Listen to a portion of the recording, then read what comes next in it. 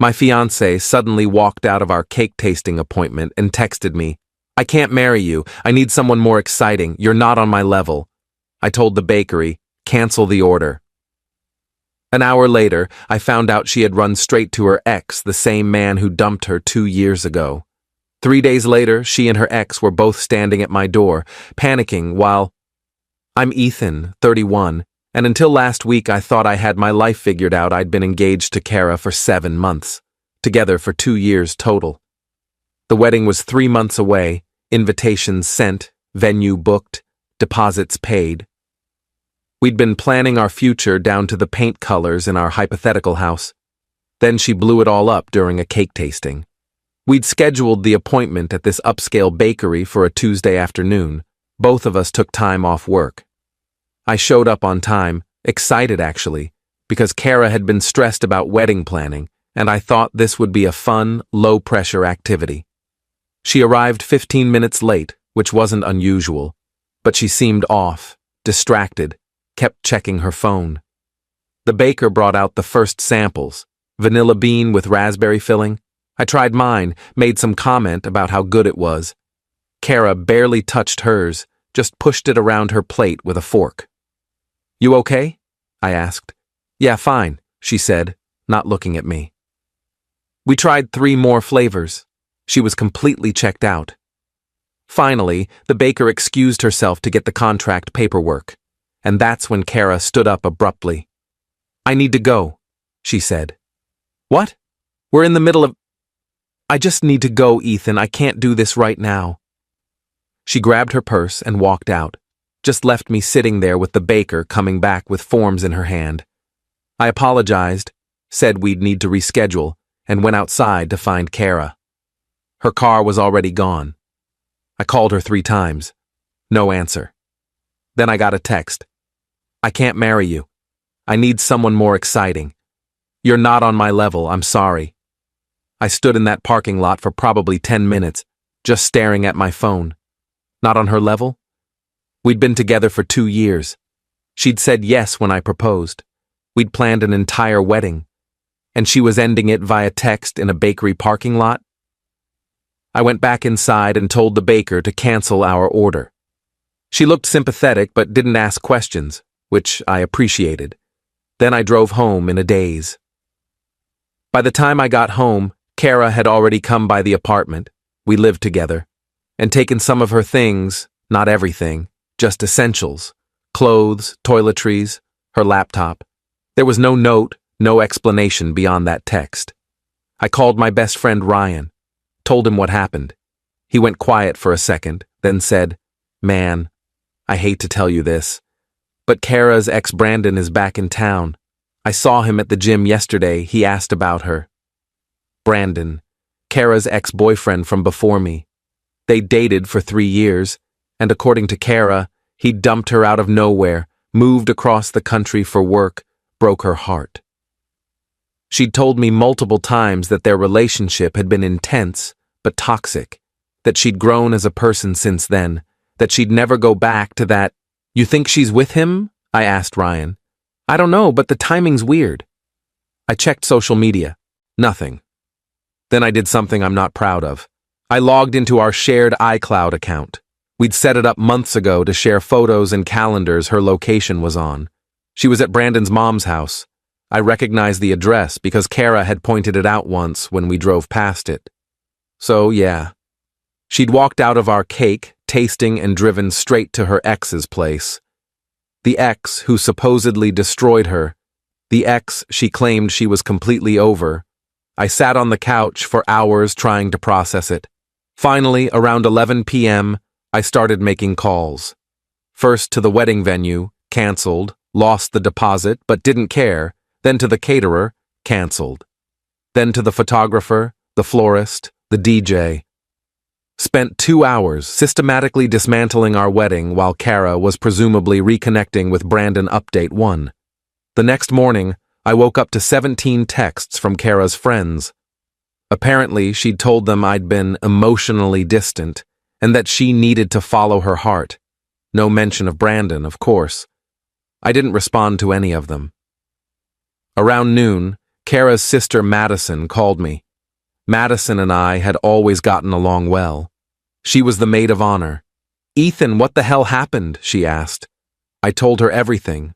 The cake tasting, the text, how Kara went straight to Brandon's. Madison was quiet for a long moment.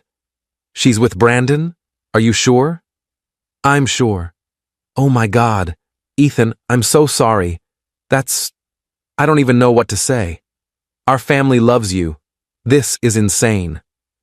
"Does your family know about Brandon?" "They know she's calling off the wedding.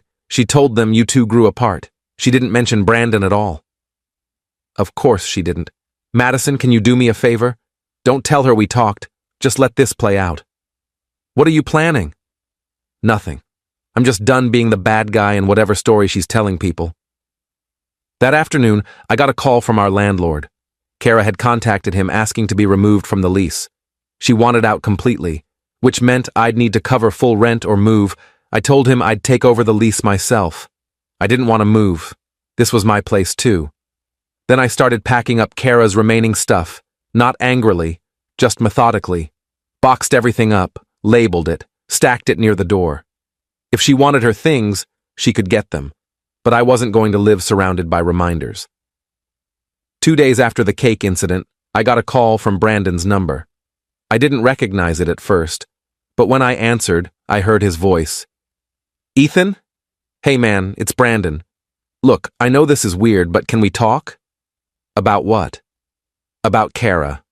I think there's been a misunderstanding." I almost laughed. "What kind of misunderstanding?" "She told me you guys had broken up, like weeks ago. She said the wedding was already canceled and you'd both moved on." "She told you that?" "Yeah. She said she'd been trying to work things out, but you were seeing someone else, I swear, man. I didn't know you two were still together. I wouldn't have..." "Wouldn't have what? Slept with her?" Silence. Then, "I'm really sorry this is messed up." "Where is she now?"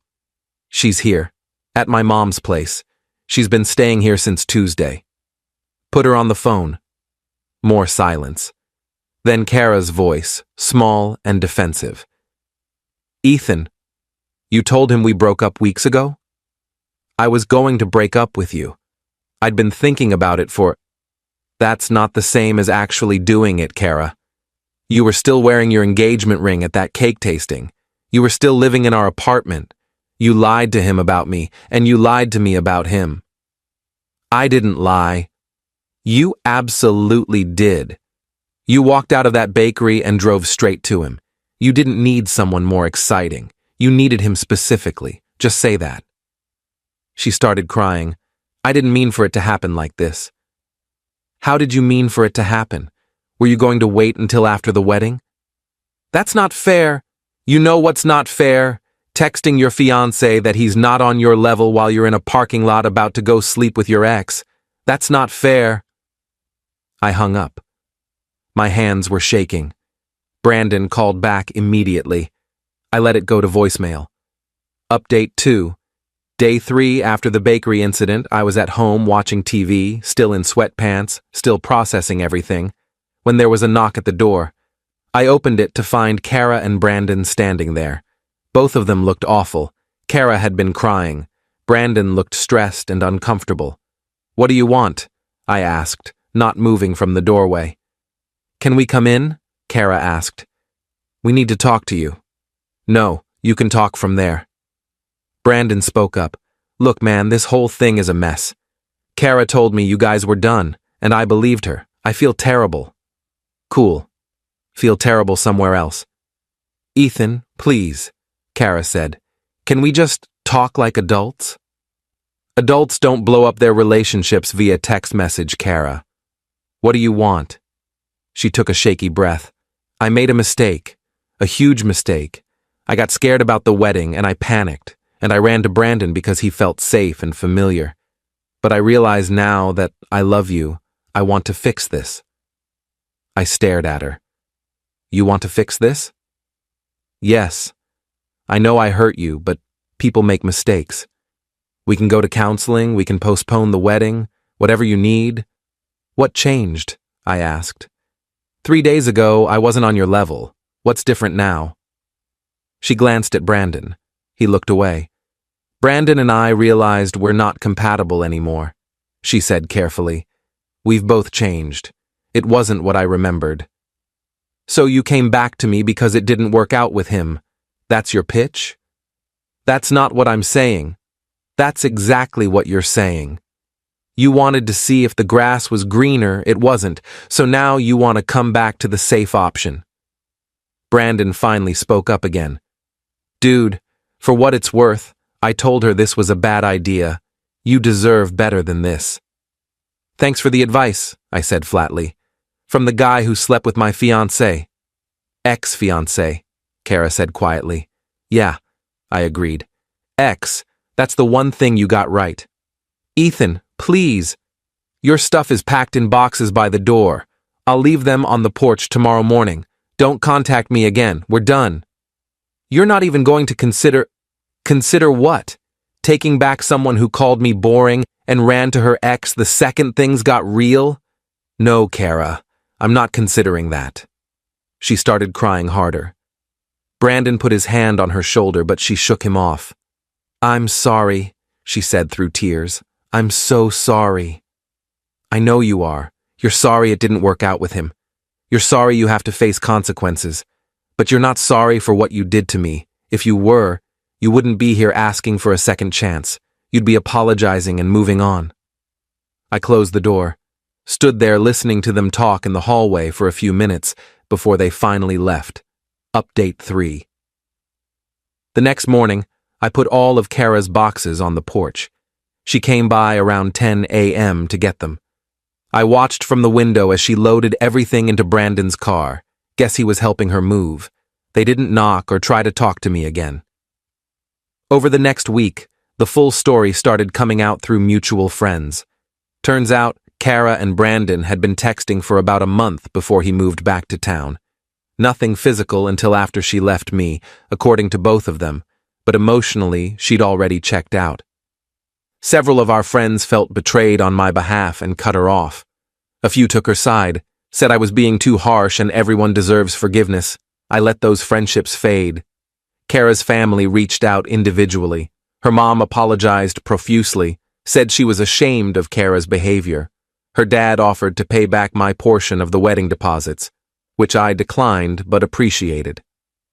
Madison kept in touch, giving me updates I didn't ask for, but kind of wanted anyway.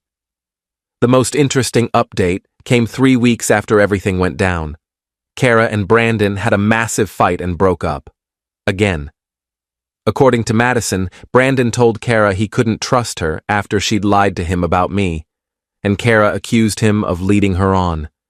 They were both apparently miserable. She keeps asking about you, Madison told me over coffee. Wants to know if you're seeing anyone, if you hate her, if there's any chance you'd talk to her. What do you tell her?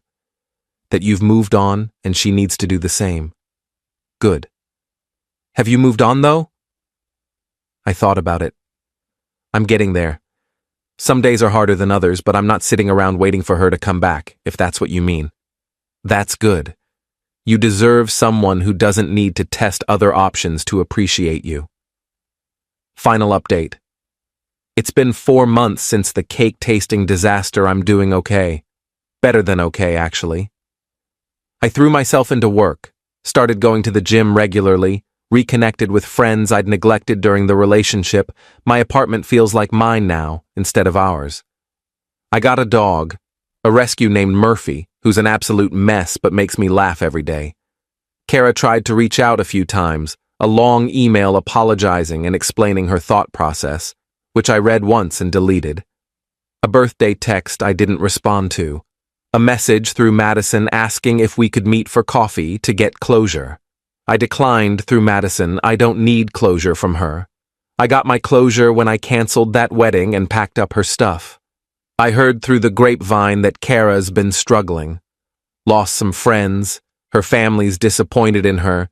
She's in therapy trying to work through why she sabotaged a good relationship. I don't take pleasure in that, but I don't feel guilty about it either. She made her choices. Brandon apparently moved back across the country. Couldn't handle the drama and awkwardness of running into mutual friends who knew what happened. Can't say I blame him, though I also don't feel particularly sorry for him. The weirdest part of this whole thing is how many people have told me I dodged a bullet.